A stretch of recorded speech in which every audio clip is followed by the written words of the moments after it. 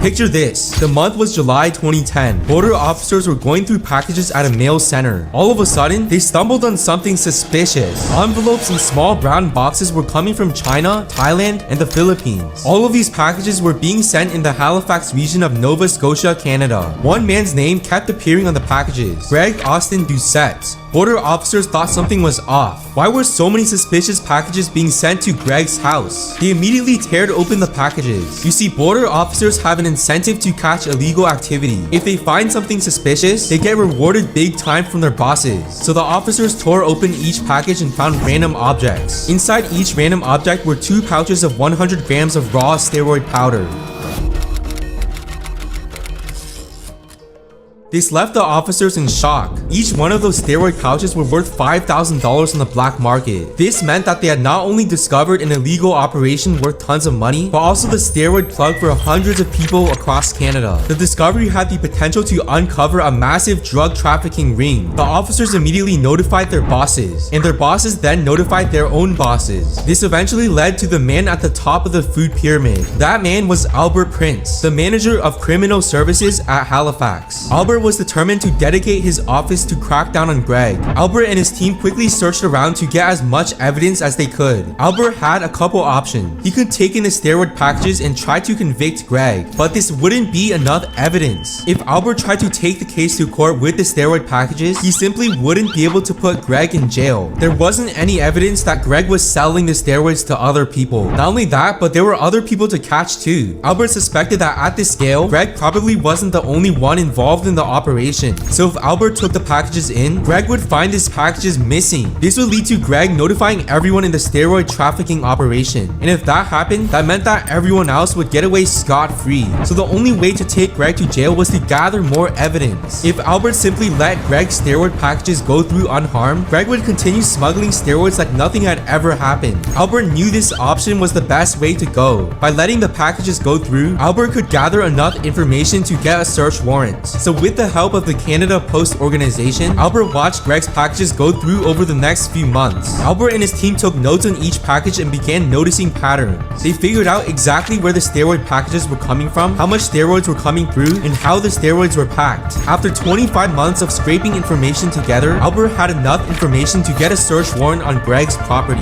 He brought his team to raid Greg's property and they found something shocking. Greg had enough material to make thousands of doses of steroids. An entire underground business worth millions of dollars was hiding in Greg Doucette's home. After the officers did a thorough search on Greg's property, they ended up seizing $23,000 in cash. They had also found $250,000 in steroids and steroid distribution materials. At first, the officers thought they had caught the whole operation red-handed, but so many questions lingered. Who was Greg sending the envelopes to? Where was his lab? The officers thought about it for a while and they realized that Greg wasn't even the kingpin of the operation. He didn't even have several steps in his house for full steroid distribution. For example, he didn't have the equipment to turn the raw steroid powder into liquid. Albert and his team needed to lock in and find the kingpin. Time was ticking down. It would only be a matter of time before Greg's bosses found out what was happening. The investigation, which was now dubbed Project Juice, needed to ramp up its efforts faster. Albert and his team interrogated Greg and did some more digging. After 15 months of hard work, Albert figured out who Greg's boss was. Greg's boss was a bodybuilder by the name of Jason Eggleston. According to Albert's information, everything would unravel if they could just crack down on Jason. In November 2012, Canadian authorities approached Jason's home. Jason was in the middle of a phone call with his associates. If Jason was innocent, he would just end the phone call and hand over his BlackBerry phone. But Jason was Greg's boss and he was caught red-handed. In a deep panic, Jason needed to get rid of the phone fast. As officers came in closer and closer, Jason suddenly threw his phone in his koi pond. Officers rushed over and jumped into the pond. They reached to the bottom of the pond and quickly retrieved Jason's phone. If the phone turned on, then all of the information on the operation would be exposed. When the officers proceeded to raid Jason's home, they quickly realized that Jason was much smarter than Greg. Unlike Greg, he didn't have all of his incriminating evidence just laid out in his home. But Jason wasn't smart enough to realize one thing. His phone was the key to all of the information that the officers needed.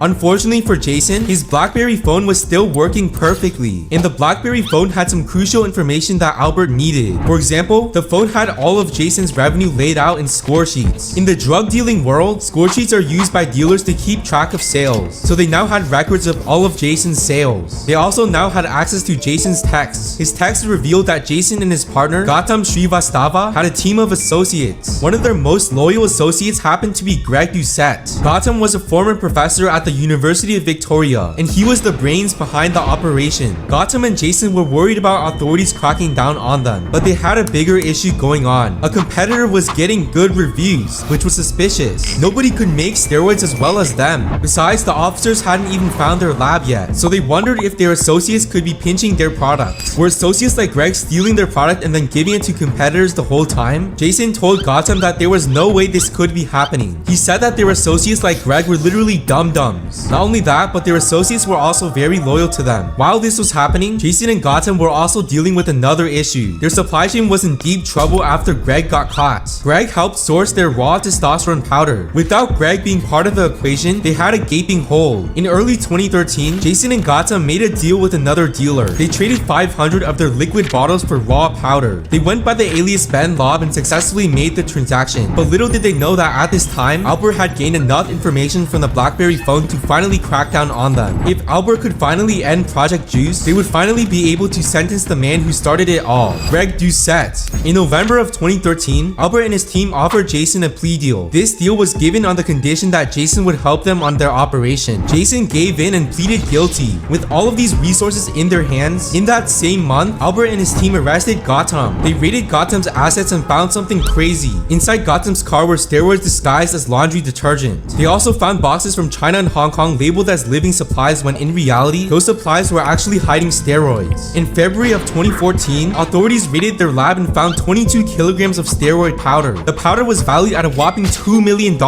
They also found $15,000 in cash, 150,000 pills, 5,600 vials, and 250 dropper bottles. Gautam tried to deny knowing Jason, but the bank records were clear. He had sent over $150,000 to Asia in over 200 transactions. More and more people in the operation started to get caught. A father and his brother got caught red-handed, and a mailing guy also got caught. On April 30th of 2014, Greg Austin Doucette was officially charged. He was charged $12,500 for each controlled drug and substances act. He was also charged $25,000 for a custom act charge. This added up to $50,000 in fines. In addition to this, Greg was also sentenced to a 20-month conditional sentence. On top of all this, he got 1 year of probation on each charge, so that ended up adding to 3 years of probation. Moreover, he was forced to forfeit all of his illegal materials and cash. Greg swore to change after this and claims he is now a different person. For the first time in many years, Greg has recently been allowed back into the United States. What do you think about Greg smuggling steroids? This video took me over 50 hours of work to research. If you want to see more in-depth videos like this, please hit the like and subscribe button. But for now, peace out.